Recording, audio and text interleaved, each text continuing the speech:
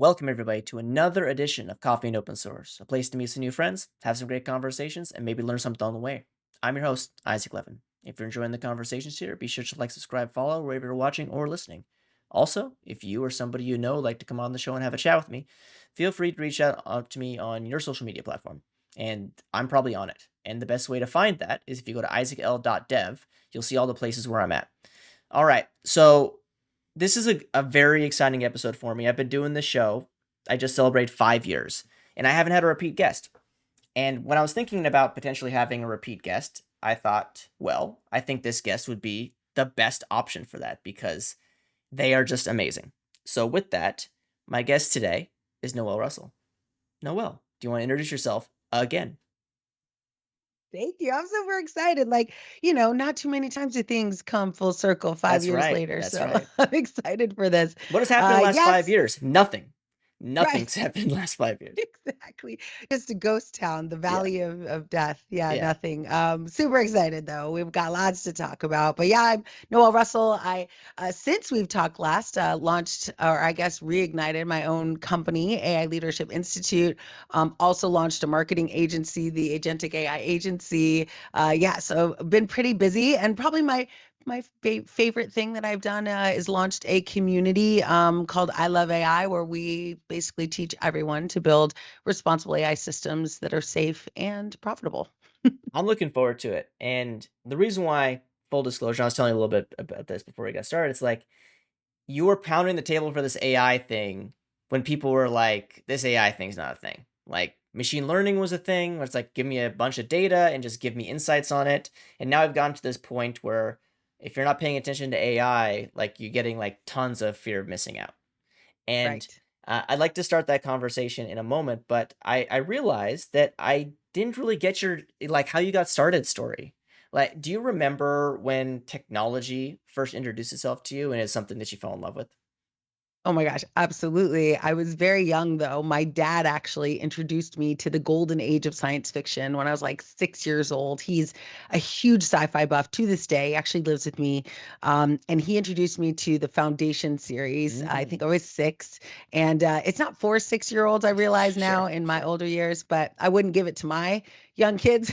But it definitely set me up. I mean, we talked about it. I've read it now dozens of times. My dad has a traumatic brain injury, so he doesn't remember reading it. So every couple of weeks, he'll be like, "Let's read the Foundation series." I'm like, "Sure." Yeah, let's do it. Um, but it introduced me to this symbiosis between like machine humans and this concept that they were like integrated so deeply in the way that we work and live. And granted, this is like, in the 1900s, Yeah, right? Like 1990s, 1980s. So it was just a very, very different time back then. We didn't even have the internet sure. like really accessible.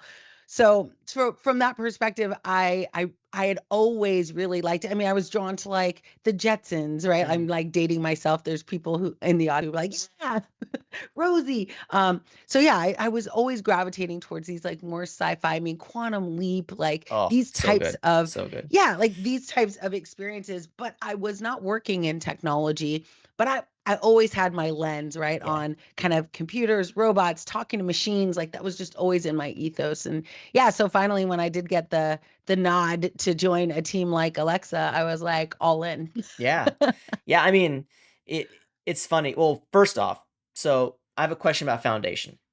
So I've never read the books, and people keep telling me I need to watch the show. And my question is for you Eh. is like, do you got to read the books first, or is because You there's don't have to read the okay, books first, but the books are, of course, so much sure, better. sure, sure, sure, I would do that, or at yeah, least listen, like yeah, audio yeah, style, right? yeah. Yeah. I just love like the.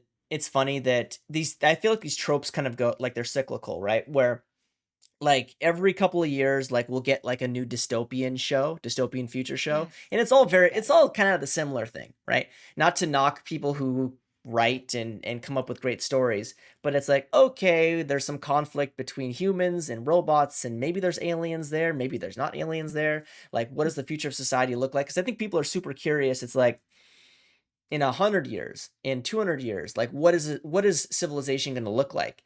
And Right. I think it's super fascinating that every couple of years like some new show comes out or some new book series comes out where it's like, oh, rehashing of that trope, which I Yes. think is I mean, it just shows you that there's so many different like opinions and thoughts of what this world could look like in the future, right? Absolutely. And that's why I love the ones like the golden age is like the Yeah. 30s and 40s, like, because there Like was Isaac no Asimov glimpse. books and stuff like that. Yeah, like Yeah. Asimov, Bradbury, Arthur C. Clarke, like they were writing at a time where it wasn't even really contemplating Yeah. existing tech. Like now it's a little easier because we can kind of see the writing on the wall. But back then, and now it's fascinating because we're literally building the things that are in those books. Like we're building these robots. And I will tell you, to your point on dystopian, like I always say, like those books often don't end well. But the things Yeah. Yeah. that Yeah. that go so wrong with them are not the machines. It's the humans. It's the metaphysical, spiritual development, human like integrity. Like it's very much human failure that causes lots of these challenges. And that's also a trope, right? Is oh, it turns out machines were not at fault. We blame them, but it was a human that actually pushed the button or trained the Yeah. machine. So I think that's also interesting because we're in that moment right now too, where we're building these machines, and people would like to believe that it's the machine doing the thing, Sure. but really Sure. we did all of this. Like it is trained on who we are as a society, Yeah, and that's pretty the fascinating. sentient question is always so interesting to me. And I think the inflection point is like the prompt, right? Like the Yep. prompt shows up and then it makes this sort of technology accessible literally to everybody. I'm curious, like what when you saw the prompt for the first time, like what was your initial reaction? Was it this is the cleanest way to interact with these tools, or did you think of it as kind of a gimmick? Well, so I'm a technical program manager at heart. That's where I did most of my work. An AI solution architect. I'm always the one kind of translating engineering work into business value. That's what I do to this day. And what I noticed when this happened, I was one excited because I personally know how to describe what I want. Yeah, I'm very good at that. Like I practice it. But what I immediately uncovered was that most of the people building were not good at this. As a matter of sure. fact, we were like not good at communicating to each other, let alone to a machine. So Yeah, I yeah, I saw it a little bit differently because I was excited for everyone who is good at clearly articulating what they want to anyone. Now they can leverage that skill to talk to a machine. But most people that I work with in technology are not very good at clarity and conciseness and direct correlation to outcome and value. That was it actually created a little bit more of an opportunity for someone like me to get better results than my peers because they were not great at it. So I saw it as a huge opportunity, but maybe not for everyone, because certainly my engineering colleagues weren't as great at being able to figure out how to do the prompting thing, as they sure. often called it. Yeah, I mean, the prompting thing is fascinating to me because I think that we're starting to move out of it, which I'm very grateful for, like this Yeah, idea of being a prompt engineer. yeah, Like, I mean, I it had think its moment. yeah, it had like its moment where it was very much just like the new developer is the person that can write the best prompt. And like how Yep. you do leverage like the prompt to give you the prompt that makes the prompt that gets the prompt like Yeah, turtles all the way chain down, of right? thought. Yeah, Yeah, right. But I do say I will say this, right? From a consumer standpoint, I think the prompt is the most straightforward way to get your point across to people. Like Google literally proved this, right? Like with a search yep, bar. Like you can if you just give somebody an input field, they can get to where they want to go, right? yep. Which I mean, from a user experience perspective is great, but as you try to build solutions that are so pigeonholed to that format, what do you do? Yeah, it actually was where I created this analogy that I use on every stage around, I don't know if I have one around here, I must, around baby tigers. And on every stage, even on my book that I published with Wiley, like there's a tiger on it Yeah. because it's exactly that idea is that, the prompt unlocked this like, enthusiasm, excitement around like this fluffy little baby tiger that they've now unleashed. They're like, oh my gosh, it's so cool. I want to play with it. I want to use it. It's super fun. But like nobody was really thinking about what happens on day two, which we are now experiencing. Like what Yeah. happens after, like do the answers make sense? Are they truthful? Like is the model going to behave badly? Is it going to continue to have errors? What about cost? What about infrastructure? What about the human experience? Yeah. Like nobody asked those questions at the beginning. They just love the adorableness of this prompt that we were in. Yeah. And that's how everybody starts. And I don't think that'll change. I think we will be able to like embrace and bring in new people into this area of becoming a builder and solving our own problems with prompting. However, those questions, like somebody needs to be in that room that's like, okay, when that tiger grows up, like, how are you going to get it not to kill anybody, Yeah. specifically your business, your customers, your employees? Yeah. Like, I yeah, mean, it'll eat all that stuff for lunch. I have an interesting question, right? So in this end, I'm gonna do that thing that I told you I wasn't gonna do before we got started and talk about like, oh, tell me about the time you were working here. But Yeah, yeah, um,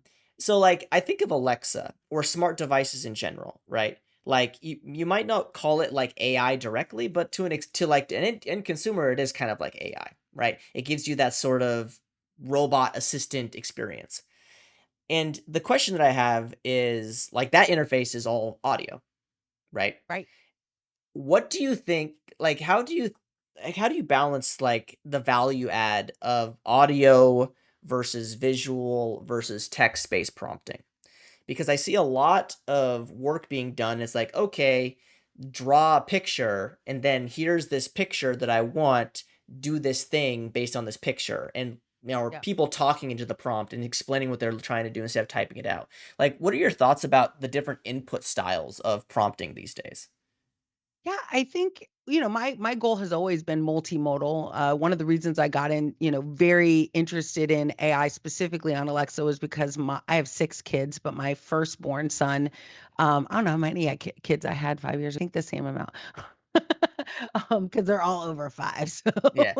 but my son Max was born with Down syndrome, and so I was very interested. And of course, when the first AI that I had the ability to expose him to was Alexa. And that being said, my goal was to teach him how to speak clearly enough to get Alexa to kind of, be conversational Sure. enough with him so he could do things. And so voice, and of course, being on Alexa at that time, Jeff Bezos was always like, Alexa Yeah. everywhere. Voice is the UI. In the same way that text has become the UI, that was the vision of Mhm. Alexa, that we would unlock everyone's ability to call any technical component by just using their voice and Sure. talking to it. Now, I think so unfortunately, which is what happens in early tech, right? We didn't do a great job in the beginning, right? Alexa worked like 40% of the time, then 60, never really past the 70% mark.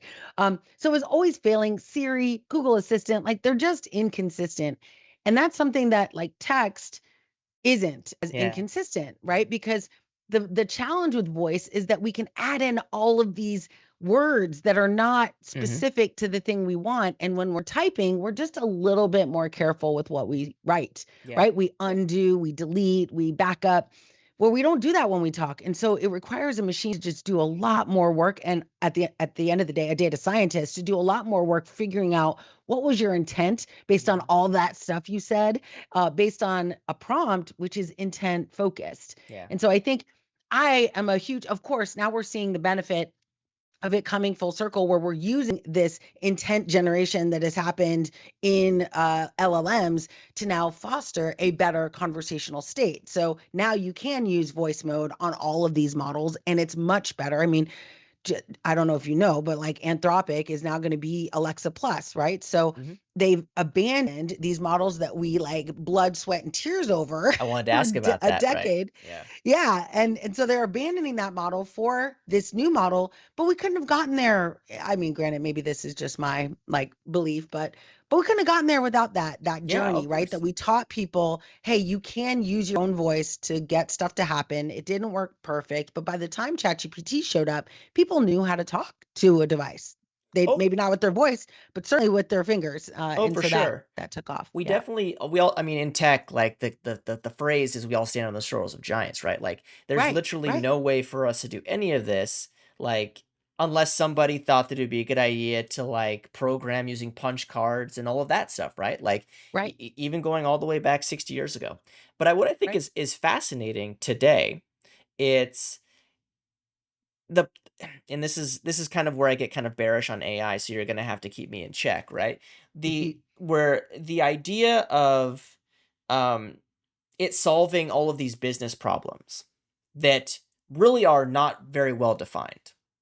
Right. That's one of the questions that I struggle with. It's like, okay, like obviously this technology is insanely powerful, but it seems to be the marketing and the general vibe on the quote unquote the street is just put it at any problem you have in business and it will solve Right. it. And I'm a bit more in the wheelhouse of, like, tool in the tool belt, like, like, help me Absolutely. do this one thing using this one thing, like, I just don't Right. see it just complete, like, AI for healthcare, AI for financial services, like, and you just throw, like, a specialized model at a data set and just does it, right? I don't see that happening or any in the near future. Like, what are some of the things that you're seeing as you do this research, the, like, what is a realistic expectation of AI versus what is just honestly, like, science fiction, as we were talking about a bit earlier? Yeah, yeah. Absolutely. I think the first thing that I mean, when I go into a client, the first thing that I do is we do what's called an AI impact assessment, where we actually look at what the humans are doing and we figure out like where are the friction points, where are the, where's it broken, where's an AI, an application that maybe they've been using for 10 years and it's never been really great. Or maybe there's a SaaS relationship with a product that's never really delivered the value that they thought. Like, where are those points that we can then consider building a model for? But it's not like I never, I always get worried when people sell the easy button of AI, right? Yeah, Like, and I get why, because people can say yes, and you can build a little baby tiger model to show that it's actually yeah, possible. That's the biggest danger, is that I can demonstrate that this easy button is possible for you. But at scale, everything changes. yeah, So, like, you can't do what you're doing in a POC at scale. And so I always think, I'm always trying to figure out like, hey, how do we look at, first, I need you as a business to identify what your problems are, yeah, right? Like, I'm not giving a blank slate to an AI model and saying, look at what I do and figure out what my problems are and then fix them. Like, the first, it's kind of going back to prompting, right? The first thing I need to do before a model can solve my problems is have clarity of thought around what the problem is I want to yeah, solve. So we end up, and we're actually seeing this, you would enjoy this. We do one of the products that we have is a vibe-a-thon, right? Where we go sure. into a company and we have like, right, vibe code something. And in the olden days, right, like 10 years ago when we did hackathons, you would spend maybe a couple hours of your 2 days like kind of strategizing because you Mhm. needed the rest of your time to build. Yeah, Like, you needed all your time to write code and make sure it could compile before you actually had to pitch. Now it's quite the opposite, right? Now you're going to spend like 70% of your time designing, ideating, figuring out the problem you're going to solve, because you can vibe code in like a Lovable or in a, whatever new, somebody just sent me another one that just launched like this week, like whatever coding platform you choose to use, but you could just use the clarity you developed over a 7-hour period to build something out in less than an hour. yeah, Right. And so I think that's an interesting shift that we're now needing as an organization to spend more time in problem definition so that we can get a model to clearly yeah, and confidently provide us an answer. But yeah, I don't think it means that we do less of that. I yeah. actually think it requires us to do more of I that. mean, that brings up a really interesting thought because I've been seeing this and again, this is I don't know if this is actually happening in the real world or not, but, like, this idea of, like, PMs, like, prototyping. Like, this is Yeah, something that's very fascinating to me, where it's like, in the past, like, for folks, like, if you're a product manager or a program manager, a technical product manager, whatever your title is, your job usually was creating specs and trying to basically figure out what engineers were going to build and then prioritizing. right. And now I'm seeing a lot of, well, no, like, don't spend as much time writing the spec, just vibe code what you think should it look like. And I would love to get your Yeah, thoughts as that because that's like, I mean, not to say that I have an engineering background, but I've been a developer. And the right. idea of it's like somebody handing me like a somewhat working prototype and like, hey, just make this more robust. Like that Yeah. defeats, at least my brain, like the whole purpose of like the software development lifecycle, like the thing that we've been preaching for 30 years. Yes. Well, I mean, but there's the rub right there, right? Like, if you go to Salesforce and Microsoft, even Amazon, right? They are deprioritizing the hiring of new engineers for exactly this purpose. But what they do need is people who clearly know what kind of software to build. Yeah. So there are a couple things that, well, I'll go back to the original question. I actually think Anthropic, for example, they just did this huge conference. They had a whole track on vibe coding. And one of the themes that I heard repeated over and over again is product management is the key to the future of like product development. Like not and Mhm. that code is almost irrelevant. Like you're going to like a machine is going to generate that code, it's almost irrelevant. Okay. So and I mean, but that's their business model, right? Because Sure. they sell a model that Yeah, codes. they sell a So, model. Of course, they're going to say right. you don't need engineers Yeah. anymore, right? Anyway, yeah, Yeah, exactly. Sponsored by a person who sells a coding platform. So I get that. But I also saw that it's not necessarily, I don't know, maybe you are better at this than I am, but many times I don't get enough details from the engineering team or the sure, business to really create good functional requirements. So, business requirements, even. So, it's kind of nice to be able to take what I get from the business, ideate with the model, generate a proof of concept so that at least it's visible, and then reverse engineer gaps in yeah, my documentation. And that I think this is where like the rubber meets the road. Like in reality, can you say like PMs are going to build their own products and hand it to engineers to just clean it up? yeah, Technically, both of those are true, but the reality is both are much deeper now than yeah, they've ever been before. That yeah, we can do much better acquisition of requirements, much better detailed and functional requirements. We can hand it to an engineer who now doesn't have to work on the scaffolding, right? Like that's done. They can now work on security, accuracy, trust, like all of these really hard cybersecurity, all these really hard problems. yeah. And those are usually the things that teams have to deprioritize to Deprioritize, do. yeah, Yeah. So I kind of like the directions going sure. in, even though the hype dismisses, I think, the true reality of what this new world looks like. Yeah. Yeah, I mean, so and that was kind of the follow-up question I have. It's like, okay, well, blah, blah, blah, blah, blah, you built something. As you Yes. described, there's lots of stuff after build that's very important. And usually how it works in these projects is they get tacked on at the end because who cares about security when you're trying to Right. ideate? Who cares about performance when you're trying to ideate? Who cares about all of the like all of the stuff that's quote unquote tacked on at the end? That stuff still needs to get done Right. because, there's been case after case coming out and saying like, look, AI generated code, it's not the most secure. It's not the Right. most performant. It probably is too robust. It all of these things that are negatives to it, right? So you still need somebody who quote unquote knows what they're doing, in quotes, right? For the people that are Yep. listening. Like it how do we balance that? Because if we're streamlining this process, business immediately decides, "Oh, so you can ship even faster now." Because that's the real problem, right? Yep. Businesses want us to ship faster, but we need the same quality.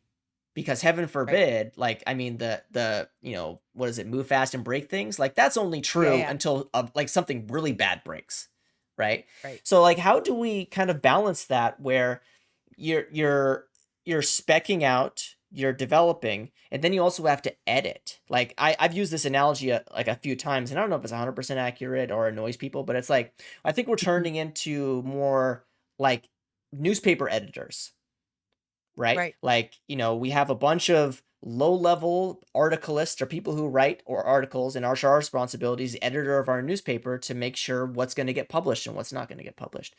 So in this world where we have lots and lots of people writing articles, but there's only a small amount of people that actually have to do reviewing. And as we all know, reviewing is challenging, right? How do we Yeah. balance that?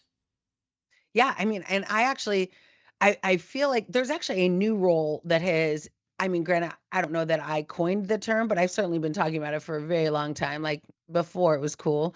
But this concept of AI solutions architecture, right? And Mm, I think it aligns to this editor kind of persona, this choreographer, because that person, now granted, the AI solution architect, like their job, it's a high level yeah, matrix of skills, right? Like you have to understand cloud infrastructure, you have to understand like business value, you have to understand how to communicate. Like there's so many different skills that are required to be good at this job, but I sure. do think it's an evolution. Like we don't need these, that my job every day is to go in and build code.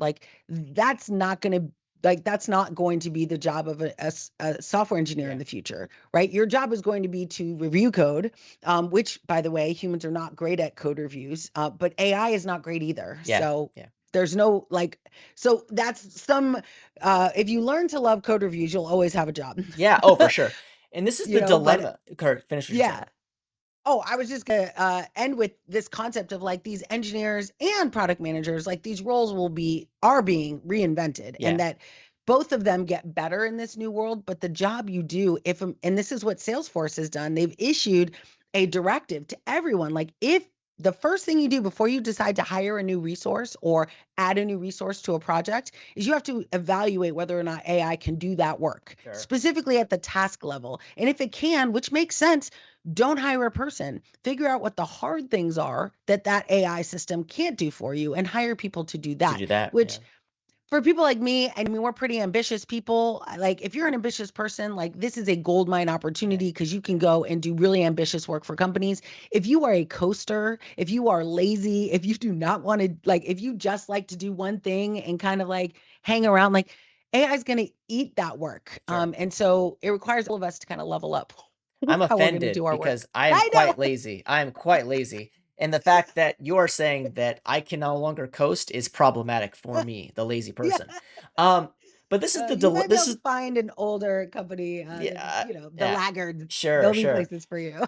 Like the dilemma really becomes to me, it's like there's been so much, I guess, effort put into like what is a happy developer look like. This is something that I did this work in previous lives trying to figure out developer productivity, and I pay Yeah, attention to a lot of this stuff. And the summarization has always been like the longer developers spend during their day writing code, the happier they are. The less meetings they're in, the less Teams chats or with Zoom chats or right. Slack channels they're in, the less dealing with PMs, like all of that toil or whatever you want to call it. Yep, But now we're talking about, oh, well, developers don't really need to spend all day writing code. Like the right. question becomes like, is the current world of developers, are those people going to be happy in this new world?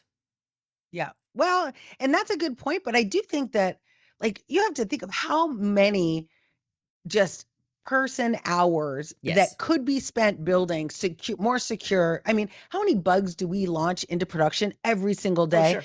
And now that becomes like I actually think the code we get to write now is actually the more fun code, right? It's the code that's broken. It's the code that has, like, that increases, our attack surface. Like, there's all these new, like, the problems of shipping code do not go away. Yeah. It's just now we have time to solve them instead of shipping code that has those problems. Like, I mean, I remember working on WebSphere for IBM way back in the day, and I think we shipped with 350,000 defects.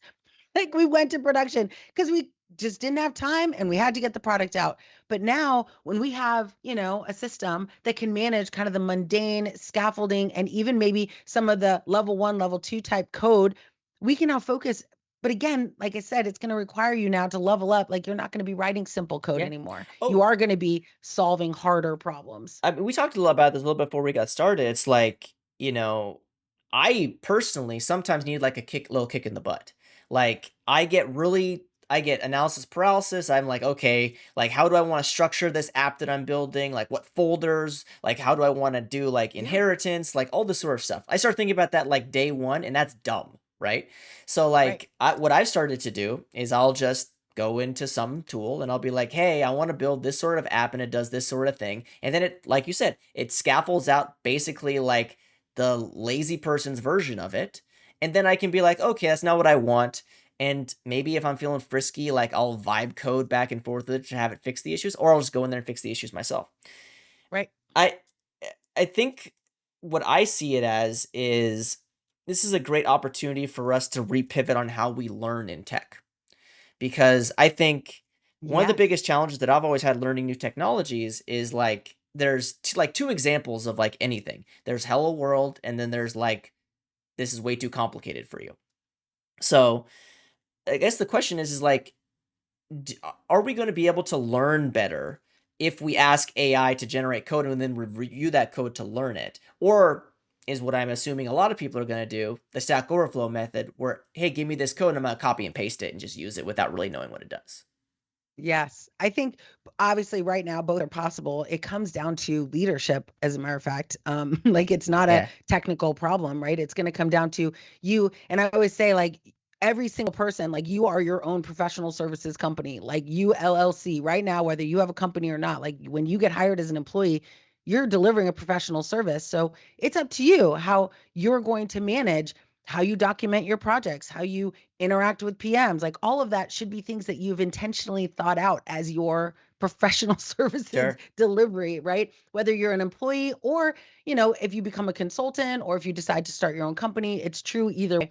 But that means that you need to really think through, like, and this is goes back to this framework that I use called the AI safety system. Like every AI project, even initiative, right? It falls into these like four different categories. And the first one is AI, human AI experience. And it's kind of what I alluded to in the like foundation series, like this symbiosis, like who's going to do what? And that is not like done to you, right? That is a choice you make, like what I'm going to do and what this AI is going to do. And you have to we also call it an AI strategy. Like make a plan for how you're going to interact with AI. And then the very next thing is build a system prompt, basically create a custom AI that Hmm. solves for that specific problem in that specific way. Yeah. Now, again, maybe it's coding and maybe you get a head start with GitHub Copilot, but you still can provide custom instructions that say, this is the specific thing I want you to help me with. I don't want you to write the whole thing. You can provide instructions that say, hey, I actually want to learn as I go. And as a leader, that can be a choice that you make. I want to learn as I go. Don't give me the answer, prompt me to the right answer. Help me get there by myself. If you don't provide that, it's just going to spit out the answer for you. Yeah. But you have the control. Like this is for us to own. The AI experience is ours to have. Most of us, though, kind of sit back and let it happen to us, as opposed to kind of take the reins and let an AI model know, we're the ones dictating how this relationship is going to go. And it is possible to do that. And I do think it's a level of leadership that's required. Yeah. I mean, the leadership thing is very fascinating to me because, back to what I alluded to a bit earlier, it's like the pressure is going to be to do things faster, right? Hmm. And we were talking about this, we actually talked about this 5 years ago, the last time we talked. It's like the idea that, you know, g- this is a people and culture thing. And I was thinking about this is like we had this conversation about DevOps like 10 years ago, right? Where Yep. it's like it's not Yep. about tools. It's not about tools. It's about people and culture and business organization and the structure of teams and all of that. It's like, do you see this as kind of the next iteration of like disruptors in like the typical way people build software? Yeah. And I actually think that's a great analogy because in the same way back then, sysadmins and developers were both like, whoa, whoa, whoa. Like, we don't do those jobs. That's Yeah. not for us to do. And now we're seeing, yeah, I think this is an evolution of that, right? Where now developers are like, whoa, whoa, whoa, what are you doing? That's my domain. I own that.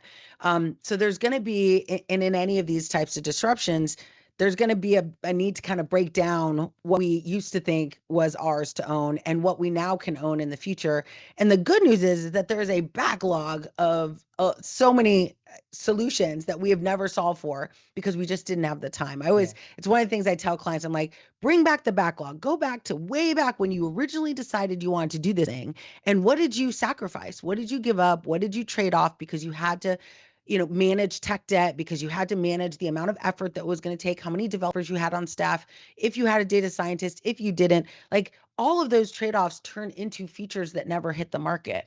And now when we shift this work, right? When we shift this work to an AI machine to help us build out some of these, we can intentionally create. And this actually goes to a topic we might have gotten to eventually. But we're starting to see organizations build these intentional agentic AI Mhm. organizations, right? Where right now I'm seeing it more directors and above, but definitely in engineering organizations where you're building complementary AI systems that are built specific to the user, specific to the employee. So every employee has this AI system that's custom built to complement the work that they Yeah. do, the OKRs that they're responsible for. And when you think about that, as a software engineer, I now get to build an AI system that does all the stuff I don't want to do. Yeah. Maybe I like documentation, so I'm going to keep that, but I hate whatever.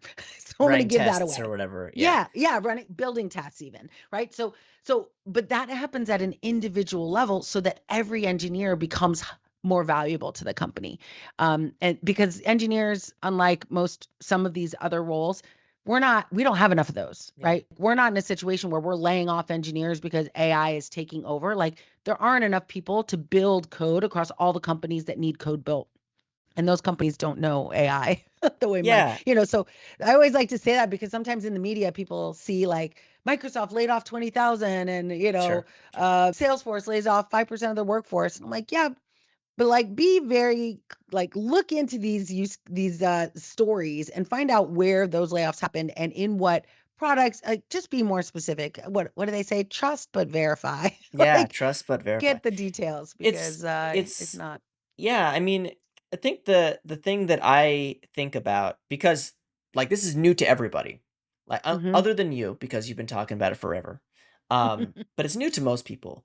And when we start talking about building like these building developer tools for developers on the fly, when you don't really like, there needs to be a lot of, what's the best way to phrase this, empathy involved, right? Because most people don't know what they're doing when they're built like, Right. oh, okay, your example earlier, it's like, okay, we're going to build an agentic system that's catered to each individual developer, each individual user, to, let them focus on what they want to and kind of automate or augment the things that they would prefer not to do. Someone's got to build that, right? And like the Right. question becomes like, how do those people know the right things to build? Because Right. it becomes extremely challenging, because if anybody's learned a new developer tool in the last 10 years, like there's initial like, oh, there's too many tools now. Okay, what tool Yep. do I use? Do I use this thing? Do I use that thing? Do I use this framework? And it's kind of exhausting, like just going through the tool sprawl. So Yep. when we're being asked to build these tools that we don't know about, using frameworks that we don't know about, using too many tools, like when does the pain stop? I mean, like I'm a solution architect, so I'm like, what pain? This Yeah, is right. awesome. Yeah, But it is a bit of a unicorn skill, right? But I think that is part of the reason this is such a fast growing role that organizations are looking for is like you do need, and they are out there, right? It may not be you per se or some of the, but there are people, it's the same people that kind of like plan out their vacations on a spreadsheet and hand yeah, everyone a copy before you leave. Like there are people that like to do this like sure. massive overwhelm of tools analysis, and there'll be companies of course that do this as well. But at the from a real like in real talk, the way this shows up in my companies is often where they have their cloud workloads running already, Yeah, right? Like they've already built cloud workloads, they've already got security, even if it's not amazing, but they've got like a security policy, data privacy, like they've already got to start in the cloud workloads they've done. So it's so much easier to go in and get momentum in an organization when you just lean on that work already and you become a friend, of course, to the technology team that isn't seeing this like shadow AI pop up in a random SaaS product in procurement. yeah, Like it's so much better to align. So like real talk how it's happening today, whether it's the right thing or not, is like, hey, if you're a Microsoft shop, we're just gonna check that box and enable AI inside of that tenant, right? Or if you're a Google GCP, or if we're gonna leverage Vertex. If you're in AWS, we're gonna leverage SageMaker and Bedrock. Like there's a lot of 2 decades of cloud awareness yeah, and development that we can kind of ride on, especially we were talking at the beginning around service oriented architecture, like especially as these little systems, these AI systems become services that are part of a larger ecosystem, especially as agentic, like the more we lean on that cloud, the better.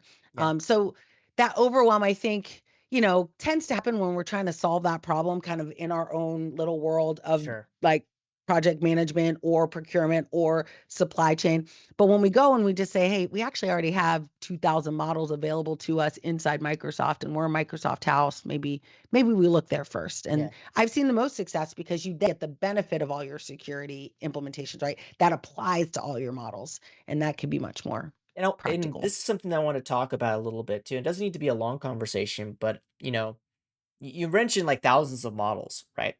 And Oh if yeah. if I'm a developer and I'm trying to do my job, and then they're like, okay, we're gonna need to add AI to this app. Okay, cool, great request. We'll open up a user story. The question becomes, okay, what model do I use? And I don't have the time to kick the tires on thousands of models.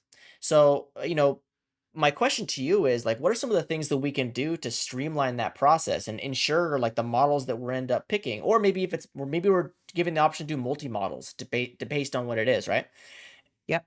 Like, what are some of the things that we can look at to kind of streamline that model selection process? Because it is daunting, right? And especially Absolutely. like probably since the time we started recording like 40 minutes ago, there's probably been 15 new models that came out, right? That's right. 100%. And I think, yeah, and certainly by the time people listen to this, who knows? Yeah.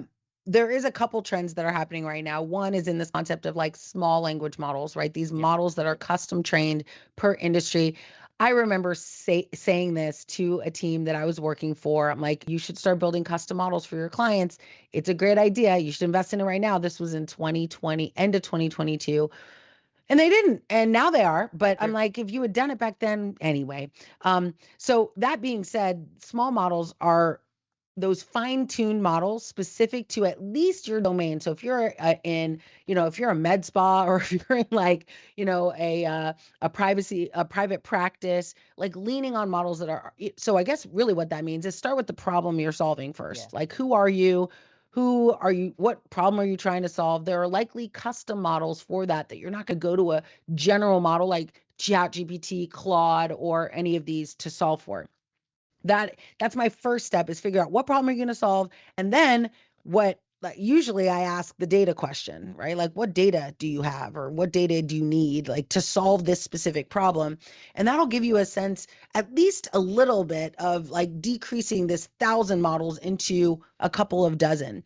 But my favorite thing to do is to also realize every single model has been measured, benchmarked against certain parameters, Yeah. performance parameters, toxicity parameters. And to save yourself a lot of trouble, I'd encourage you, regardless of where you are, to leverage this. Now, if you're not in like Microsoft, Nvidia, or Amazon, where they have these model leaderboards to choose from, you could do it on your own. Stanford released years ago, they released what's called Helm, the holistic evaluation of language models. You can download it on your laptop, and you actually can run your own model on it and see how do you measure up against the Coheres and ChatGPTs of the world. And I think like that, just tiny, maybe it's not tiny, but that bit of effort that's required will set you up to scale, to get out of pilot purgatory, because without that you don't know how precise your model is, how prone it is to error, how clearly it articulates like a retrieval augmented generation answer, like how close does it adhere to that, is it sexist, racist, does it hurt people on purpose? Like, these are all measured benchmarks that you Yeah. can actually know for every model that you pick. So at least start with that knowledge. Like, know that you picked a model that is most prone to the desired behaviors you want, and that's aligned most to the business problem you're trying to solve. It sounds like a lot of work, but it's worth it, because Yeah. when you scale, you're going to end up hurting somebody if you And there's don't a do little that bit of work. learning curve as to like identifying like what matters from some of these model. Like I use Right? like Hugging Faces, like LLM leaderboard. Like that's pretty cool. Yeah. Yeah, Because exactly. there's a lot of cool stuff there. But like there's a lot of like phrases and keywords that I don't know, right? So I'll look and say, okay, which ones are, ranked highest based on what I'm trying to do, and then I'll just kind of go through them one by one.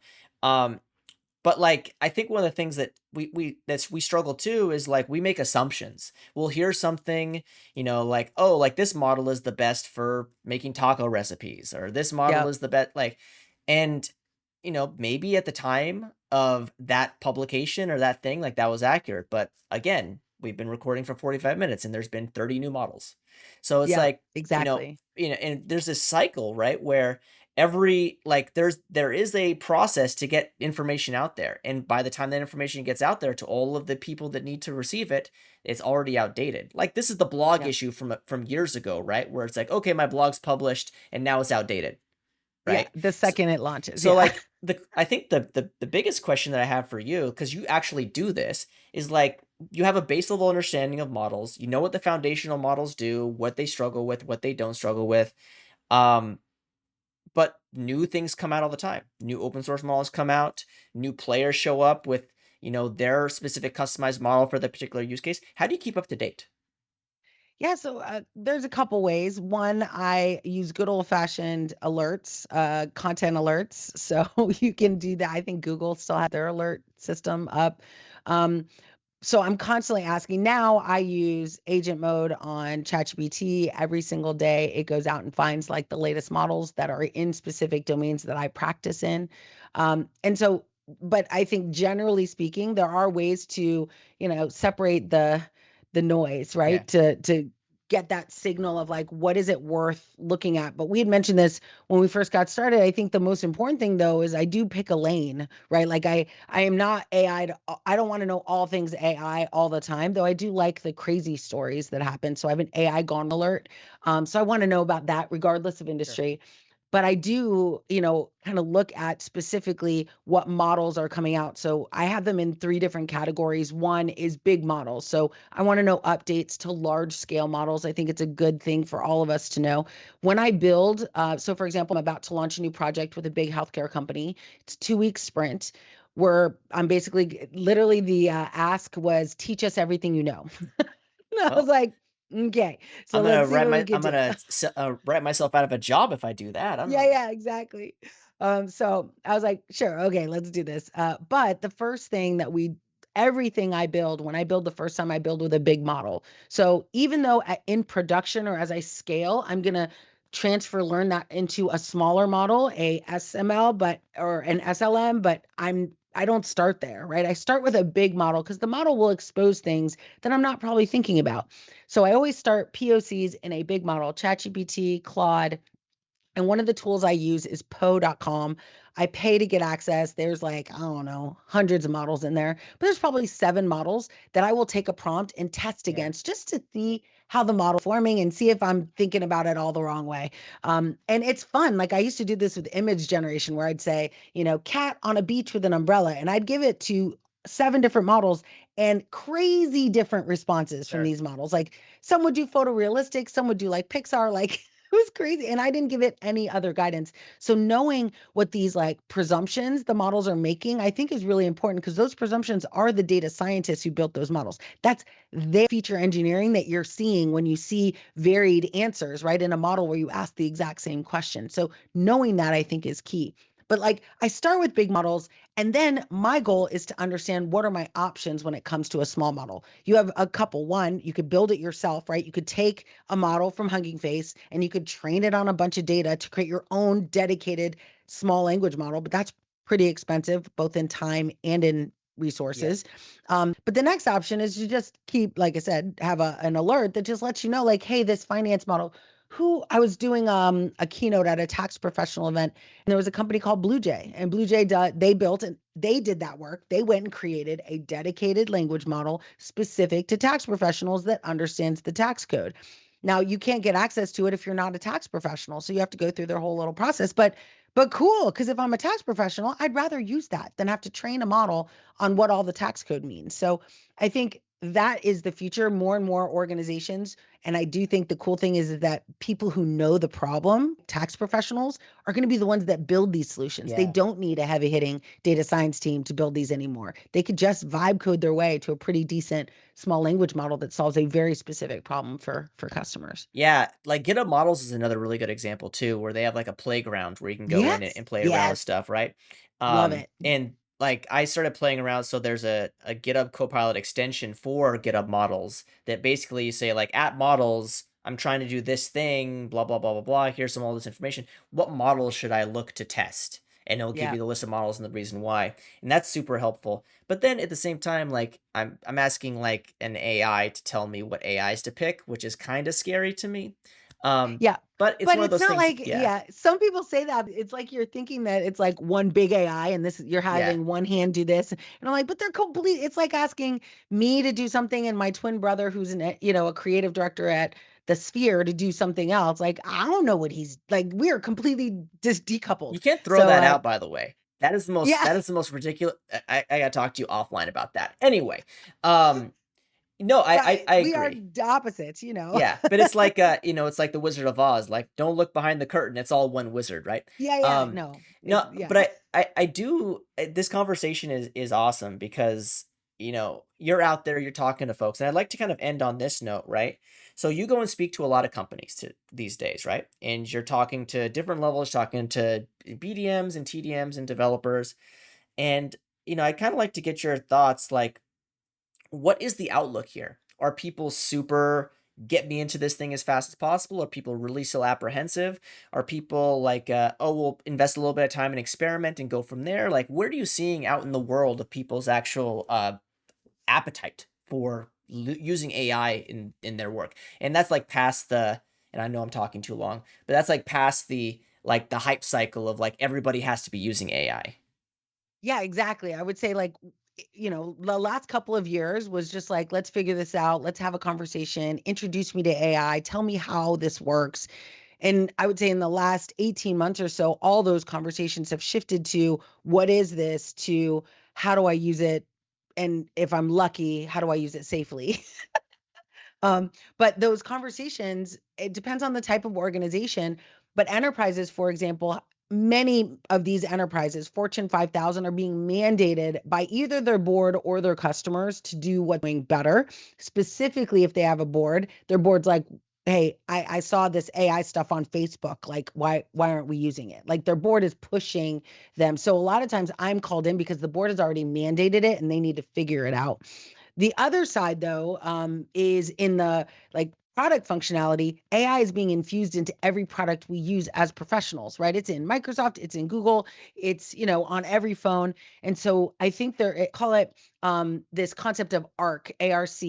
Like everyone has to have a level of awareness on what this is and what it means when you use an AI system. Like where's your data going? How does data sovereignty work? Like because if you don't know that, your most kindest front end receptionist could end up opening the keys to the kingdom by Yeah, accident, yeah, right? And so everyone has to have awareness.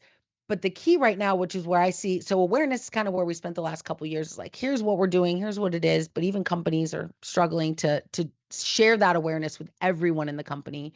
But the second piece is readiness. And this is what I'm seeing now is organizations are like, I want to laser focus on this team. And this is what I'm doing for this medical company. They're like, we do this work. We want you to do a 2-week sprint and end with a viable, I call it a minimum remarkable product, a working AI model that solves a very specific problem. We haven't decided on the problem. That's the 2-week sprint. We'll identify AI impact assessment. I'll teach them everything I know, and then we'll build a minimum remarkable product. And that's what I'm seeing customers want. Like they don't want this long discovery cycle. They don't want this long, like, teach me, blah, blah, blah. Like what yeah, they're looking for is come in and sure, teach me, but teach me how to fish and yeah, then show me the results. Like, show me how big of a fish you can catch in the 2-week period of time you have. And that I think is new to like BDMs and sellers where we used to sell boxes on a truck. yeah, And yeah, now we're selling like, and we're going to be the ones. This is why becoming an AI solutions architect is so important. We're going to be the ones often on the hook to do all of that. yeah. Like there is no engineering team that's going to come and do the engineering part or a sales team that's going to come and do the business value part. Like there's going to need to be someone who goes in and actually, and the better you are at this, like the more valuable you'll be to the companies you work for. Yeah, I mean, I think that's a healthy way to look at it. And I think it's probably more realistic than what you see is like, every company's an AI company now.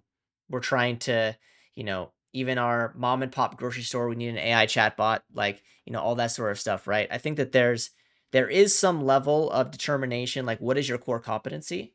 And can AI help that? If the answer is no, you just don't pay attention for the next however long, right? Right. And that's Have and that's two cool. people sitting in a corner, keeping their eye on trends, right? Like, Yeah. and maybe they're ideating, maybe they're innovating, maybe they're vibe coding. And when they bring something meaningful that ties to your core values and your business value, then you go forward. But like, don't just jump in and build something because you'll be like so many companies and you'll build something that actually hurts your business more than helps it. Yeah, and I mean, especially now in this world, there seems to be a lot of FOMO as it pertains to, like, using AI versus not using AI, and Yep. I think that it'll be fascinating in I don't know, I keep on using the 18-month time frame, but it's 18 months from whenever I say it, which is probably I started saying 18 months, like, 6 months ago. Um, Yeah. it's like, will this actually start to resonate across all industries as being something that's widely, adopted? Or it's something that's a bit more niche where like some industries like need it a ton and some industries don't really need it as much. Yeah, and I think it's interesting because I mean I speak on stages all over the world and the people that are asking me to come and speak about implementing scaling responsible AI, like that's the talk track is how do you actually build this at scale? It's not I'm not talking to technical companies, right? I just was at $1 million roundtable, financial services, financial planners, and insurance providers, and them were small businesses, right? I was at Land O'Lakes, Winfield United. They're farmers Yeah. conglomerate. Like these are like it's just interesting to me that the people that are hungry for this information, they're not who used to be the people who knocked on my door, right? Which were all like Splunk and Sure. Adobe Big and tech even company. Yeah. Amazon, Microsoft. Yeah, like now it's functional. It's like people who are trying to figure out, okay, if I have a chance to get access to something that will fix my business problems, I want that. Yeah. And so I need you to come and tell me what's real and what isn't. And we're seeing that across, all industries now, which I think is exciting, but at the same time, they're the most vulnerable to, we were mentioning it earlier, they're the most vulnerable to people who say they know what they're doing and don't. Like I call them talkers, not doers, right? Sure. Like I want to be a doer, not a talker. That's why I like to build along with my clients. There's so many people out there that just, watched a few YouTube videos and called themselves an expert. And these smaller companies, these more, adjacent companies, like they don't know the difference, and Yeah. that worries me a little Oh bit, yeah, I mean, we can have a whole discussion about like trying to identify like what is good use of AI versus what's bad use of AI. Like that's a whole right? separate conversation. I think I might have to wait. I probably shouldn't wait another 5 years to have you on. Like because who knows? In 5 years, we're all gonna have like AI chips in our head, right? Like who knows, That's right? right. That's right. You'll just get to press a button and hear this podcast Yeah, anytime. perfectly. Noel, it's always great to catch up with you, and obviously, like what I was saying before when we got started, and before we went live, it's like you've been doing this for so long that I wanted to kind of get your thoughts on things, and I really appreciate your candidness and like level setting, and like obviously telling my audience like what you're actually seeing out in the world instead of just trying to follow some hype train. Before we sign off, like, is there anything that you'd like to add additional to this conversation? No, just of course, if you're listening and we're not friends yet, let's be friends. I'm pretty easy to find. You could just Google me or ChatGPT me. But I also have Noelle.ai. You can just go to that website and find all things that are me. And of course, I just launched a new book, so my publisher would be super happy if you went and checked it out on Amazon. It is Scaling Responsible AI from Enthusiasm to Execution. So, but I loved it. Thanks for having me. Yeah, We and talked about some really there's fun gonna stuff. be like again, there'll be links. If you're not following Noelle, there's a bunch of different places you can get a book. There's a website. She's on some socials. There'll be all links to that down below. So I highly advise you to take a look at them. And if you're not following her or connected to her, you should. This has been a great conversation, my friend. It's always good to chat with you. We were joking before we got started. It's like, oh, I just saw you, and then it's like, no, that was like a year and a half ago. Like it's just this is the world that we live in where it's like, oh, I just saw you, but we see each other online all the time. So it's like, oh, did I really not see this person recently? Because I saw their face like an hour and a half ago. Yeah, Uh, exactly. which is pretty My funny. bad. But hopefully we see each other in Yeah, person of very, course. very Of soon. course. It's always a good time. And I want to thanks everybody for that was hanging out with us live and listening to this, and the folks that are listening to the show later. And I hope you have a great day. So for my friend Noel, this has been Isaac Levin, and this is Coffee and Open Source, and hope you enjoy the rest of your day. Take care.